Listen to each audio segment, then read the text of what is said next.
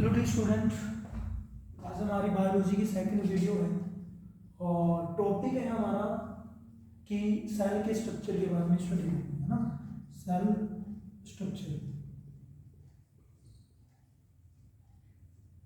और ठीक है, मोस्ट वेलकम है आपको इस चैनल पे। और हमारा टॉपिक है बायोलॉजी और सेल स्ट्रक्चर के ऊपर हम स्टडी करेंगे। सो हमने देखा था माइटोकॉन्ड्रिया के बारे में, क्या करता है, एनर्जी को जनरेट करता है। क्या करता है माइटोकॉन्ड्रिया?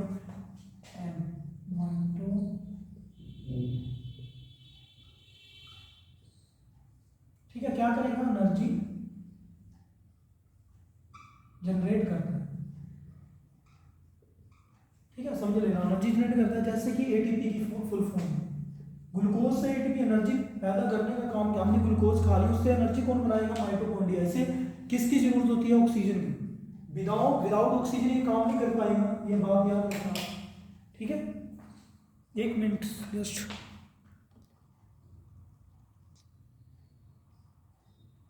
हाँ जी, ये माइटोकॉन्ड्रिया है। माइटोकॉन्ड्रिया क्या काम कर रहा है? एनर्जी को जनरेट कर रहा है। ठीक है ना। और एनर्जी एटीपी की एटीपी की फॉर्म में एनर्जी जनरेट करता है, जिसकी फुल फॉर्म है अडीनो ट्राइफॉस्फेट। ठीक है, अब बाकी के बारे में स्टडी करते हैं। जैसे गोल्गी है, गोल्गी का क्या काम है? जैसे उसके अंदर गोल्गी सेल के स्ट्रक्चर अंदर की बात कर रहे हैं। जो सेल है बेसिक यूनिट है हमारी बॉडी का, सबसे छोटा मान सकते हो कि वो उसके अंदर भी क्या है, ये सारे पार्ट होते हैं। और देखो गोल्गी है, जो गोल्गी क्या करता है? ट्रांसफर करता है एनर्जी वन फॉर्म से अनदर फॉर्म। एक बात बताइए, माइटोकॉन्ड्रिया ने तो एनर्जी बना दी है, ठीक है जी, बना दी है। और माइटोकॉन्ड्रिया ने एनर्जी बना दी है, एनर्जी में कन्वर्ट कर दी है ग्लूकोज को। तो फिर उसके बाद उस एनर्जी को बॉडी के हर पार्ट में पहुंचाना। मान लीजिए कोई एक्सरसाइज करता है, तो यहाँ सबसे ज़्यादा उसको एनर्जी की जरूरत पड़ेगी। ठीक है, यहाँ एनर्जी लेके आना, दैट रीजन की उसके मसल्स वगैरह बनना स्टार्ट हो जाते हैं। और यदि वो जैसे मुझे बोलने का काम है, तो मेरी बॉडी बाय द वे उस माइटोकॉन्ड्रिया हर जगह एनर्जी बन चुकी है बॉडी के अंदर, हर जगह रिएक्शन चलती है हमारी बॉडी में। ठीक है, जहाँ ऑक्सीजन है और वहाँ एनर्जी ग्लूकोज कन्वर्ट हो गई एनर्जी में। अब तो ज़्यादा मुझे किस चीज़ की ज़्यादा, मतलब मुझे कहाँ एनर्जी है मुझे बोलने में, तो मेरी यहाँ सारी एनर्जी कौन करता है? गोल्गी। समझा रहे हैं ना आपको? माँ समझ लीजिए कि एक फैक्ट्री है, फैक्ट्री में काम बन रहा है, फैक्ट्री में सारा मतलब प्रोडक्ट मतलब जनरेट हो रहे हैं। और उस फैक्ट्री ऐसे तो नहीं उस फैक्ट्री में ही सारा सामान वहीं लग जाएगा, उसको पहुंचाना भी तो है अलग अलग स्टेट में, अलग अलग मतलब शॉप के ऊपर। तो वो एक कौन करते हैं, जैसे कि जो बाय द वे कोई भी वर्कर लगे हुए हैं वहाँ पे तो जो भी मतलब उन्होंने रखे हुए हैं, भी इंसान है, वो वही काम करते हैं, उसको ट्रांसपोर्ट का काम करते हैं, जिसे अपन ट्रांसपोर्ट कहते थे, एक जगह से दूसरी जगह पे लेके जाना। ये भी ट्रांसपोर्ट का ही काम कर रहे हैं। माइटोकॉन्ड्रिया ने एनर्जी बना दी भी, हाँ ठीक है बना दी। अब बॉडी के कई पार्ट में ज़्यादा एनर्जी है, जैसे मैं रनिंग कर रहा हूँ तो मेरे क्या करिए, मुझे ज़्यादा भागने में एनर्जी चाहिए, तो रनिंग में ज़्यादा एनर्जी, तो उसको जैसे यहाँ एनर्जी प्रोड्यूस हुई है, यहाँ एनर्जी, यहाँ, वो सारी एनर्जी ट्रांसफर कर देंगे लंग्स के अंदर। ठीक है, लेग के अंदर, और तभी मैं रनिंग कर पाऊंगा। तो समझ रहे हो ना, गोल्गी का काम क्या है कि एनर्जी को ट्रांसफर करता है, जो माइटोकॉन्ड्रिया ने बनाई थी। One mitochondria to another mitochondria, मतलब एक जगह एनर्जी बना दी है और वहां कोई जरूरत नहीं है, तो वो दूसरी जगह पहुंचा देगा जहाँ पे जरूरत है। तो ऐसे ही वैक्यूल्स है। वैक्यूल्स क्या है? Our body contain 65% water. हमारी बॉडी 65% वाटर रखती है। अब वो वाटर कैसे रहता है? अब मान लीजिए कि कोई मोटा ज़्यादा मैंने पानी पी लिया, ऐसा तो नहीं है कि एक जगह पानी निकल जाए, ऐसा तो नहीं है ना। तो उस हर बॉडी के हर जगह पे पानी है, समझ रहे हो ना, हर जगह पे वाटर है, जरूरी है। तो क्या होता है, वैक्यूल्स क्या करते हैं? बॉडी को वाटर को स्टोर करते हैं। क्या करते हैं? वाटर स्टोर करके रखते हैं वाटर को, समझ रहे हैं ना। तो वाटर को स्टोर करने का काम किसका है? वैक्यूल्स का। आई होप यू अंडरस्टैंड कि वैक्यूल्स ने हर जगह बॉडी के पार्ट में क्या चाहिए हमें? एनर्जी, सॉरी वाटर चाहिए ना। तो कई बार हम पानी नहीं पीते तो डिहाइड्रेशन हो जाती है, समझ रहे हो आप। जैसे 1% होगी, आपने कुछ दिन पानी नहीं पिया तो आपको प्यास लगी, आपने नहीं पिया पानी, तो 1% आपको मतलब 1% प्यास लगी है तो नहीं पिया, ड्यू टू डिहाइड्रेशन की वजह से लगा लो कम है। फिर उसके बाद 5% हुई, फिर उसके बाद 10 में तो आपका काम तमाम हो जाएगा। यदि 10% तक डिहाइड्रेशन, मतलब हमारी बॉडी बिल्कुल ही पानी को लॉस कर देती है, तो उसके बाद डेथ के चांस होते हैं, डेथ हो जाएगी। तो वैक्यूल्स क्या कर रहा है? हमारी बॉडी में वाटर को स्टोर करने का काम कर रहा है वैक्यूल्स, समझ रहे हो ना। अब एक बात बताओ, अब वो प्लांट है, प्लांट में ज़्यादा पानी चाहिए होता है तो उसमें वैक्यूल्स की जो परसेंटेज है या ठीक है उसमें ज़्यादा होगी कंपेयर टू ह्यूमन बीइंग। क्यों? क्योंकि वैक्यूल्स, क्योंकि प्लांट में ज़्यादा साइज होने की वजह से, अब जैसे कि एलिफेंट है उसमें ज़्यादा पानी पीते हैं और जब ज़्यादा पानी की रिक्वायरमेंट होती है उसमें वैक्यूल्स की ज़्यादा परसेंटेज मिलेगी, समझ रहे हो ना? तो मतलब वो अकॉर्डिंग टू बॉडी के अकॉर्डिंग है कि किसकी कितनी बॉडी साइज है, उसी के अकॉर्डिंग वैक्यूल्स की प्रेजेंस होती है। तो it is help to water store, मैंने बता दिया, ऊपर भी लिख दिया, बाद नीचे भी लिख दिया कि ये क्या करते हैं, वाटर को स्टोर करने में हेल्प करते हैं। It present every part of body, हमारी बॉडी के हर पार्ट में वैक्यूल्स हैं, तो दैट इज रीजन वही वाटर प्रेजेंट है। It is present in the plant and humans.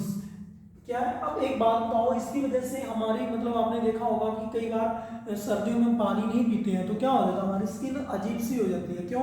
क्योंकि वाटर की ना प्रेजेंस की वजह से बहुत सारी बीमार, अब्सेंस की वजह सॉरी अब्सेंस की वजह से बहुत सारी बॉडी में प्रॉब्लम क्रिएट होना स्टार्ट हो जाती है, क्योंकि हमारी बॉडी में 65-70% वाटर होता है, इसी से हमारी बॉडी प्रॉपर वर्क कर पा रही है, समझ रहे हो ना? तो it just present every part of a body, तो it present in the plant and human, plant and human में भी है। और अब समझा रहा है वैक्यूल्स के बारे में, समझा रहे हो कि वाटर को स्टोर करके रखते हैं। उसके बाद है centrosome, it help cell division, किसमें? सेल डिवीजन में। कौन सेंट्रोसोम का हेल्प कर रहा है? अब एक बात बताइए, सेंट्रोसोम में हेल्प क्यों, मतलब सेल डिवीजन क्यों जरूरत है? अब सेल डिवीजन नहीं होगी तो हमारे जैसे में मान लीजिए जब कोई भी बच्चा जन्म लेता है, मैं छोड़ो कोई बच्चा जन्म लेता है तो उसके हाथ पैर क्या होते हैं, छोटे छोटे होते हैं, तो उसके हाथों का साइज बढ़ना, बॉडी का साइज बढ़ना, तो वो कौन कर रहा है? सेंट्रोसोम। याद रखना सेंट्रोसोम ही काम करता है किसमें? सेल डिवीजन में। अब ये एकदम से इसकी एकदम से ग्रोथ होना तो क्या होगा, वो कैंसर का रूप ले लेती है ना?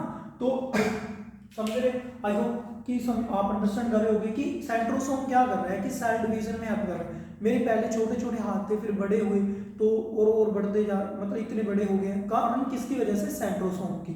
अब एक जैसे कि ये हमारी मसल्स है, एकदम से ग्रोथ हो जाए तो वो किसका रूप ले लेती है? कैंसर का। तो समझ रहे हो ना?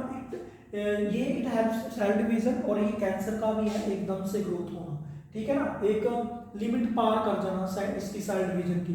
मान लीजिए कि एक जना सेल डिवीजन या सेलों की जरूरत थी, सेल की जरूरत थी, तो वो कितनी थी? 10,000, तो वहां बन जाए 10 लाख, तो क्या होगा? बाहर आ जाएगा ना, ऐसे बाहर आ जाएगा, तो फिर वो क्या कैंसर का रूप ले लेता है, समझ रहे हो ना?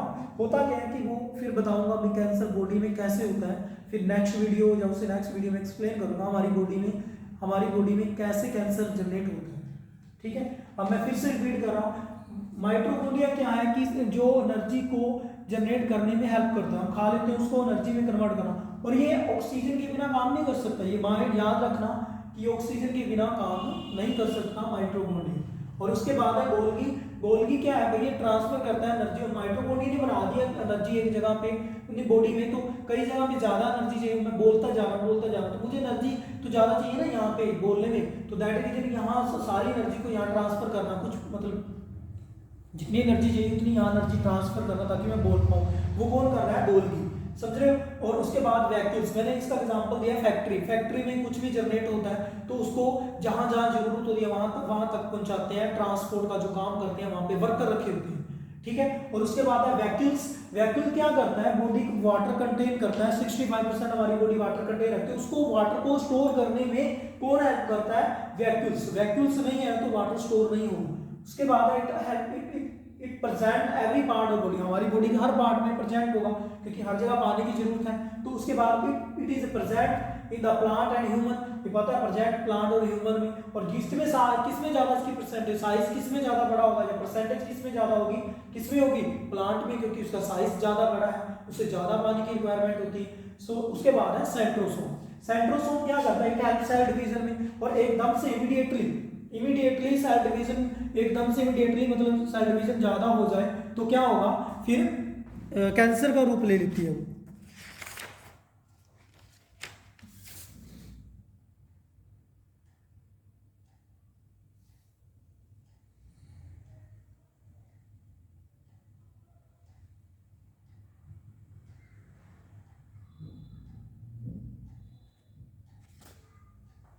यदि सेल, मैंने यहाँ लिख देता हूँ, सेल डिवीजन यदि लार्ज क्वांटिटी में है,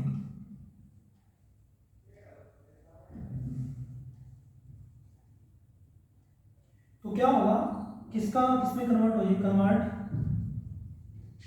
इनटू सेल कैंसर।